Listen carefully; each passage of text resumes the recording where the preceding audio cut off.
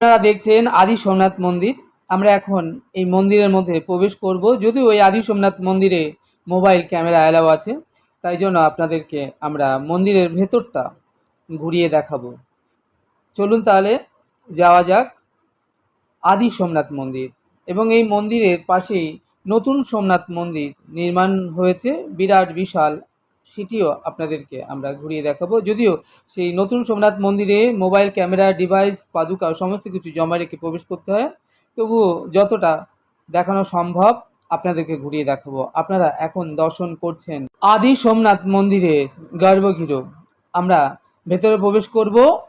আমি এখন দাঁড়িয়ে আছি সোমনাথ মন্দিরে, গুজরাটের সোমনাথ মন্দির।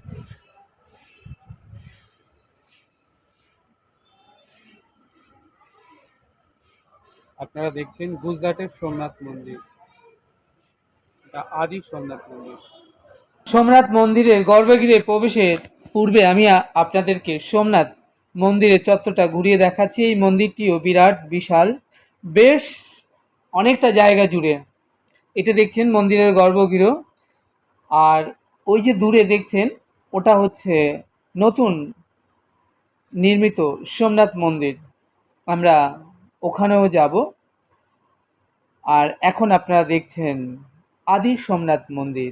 আজ শুদ্ধ একাদশী, এই একাদশীর পবিত্র দিনে আমরা দর্শন করব দেবাদিদেব সোমনাথ মহাদেবকে। সারা বছরই লক্ষ লক্ষ পর্যটক, ট্যুরিস্ট এবং ভক্তের ঢল নামে এই সোমনাথ মন্দিরে।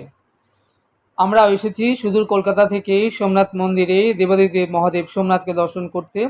আমরা মূল গর্ভগৃহে প্রবেশের পূর্বে আমরা আরেকটি সোমনাথ শিবলিঙ্গ রয়েছে, এখন আপনারা দেখছেন, আমরা সেটি দর্শন করে এখন প্রবেশ করব ভেতরে মূল গর্ভগৃহে, যেখানে বিরাজ করছেন দেবাদিদেব মহাদেব সোমনাথ, এবং আমরা শ্রবণ করব সেই সোমনাথের দিব্য কথা।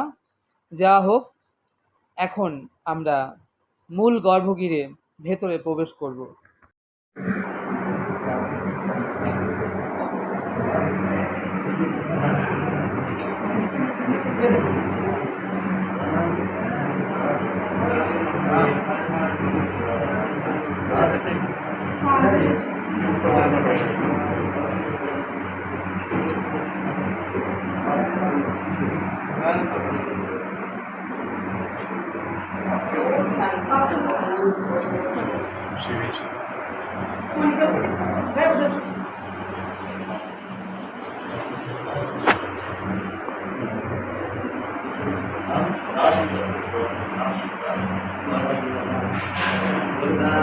আপনারা এখন দর্শন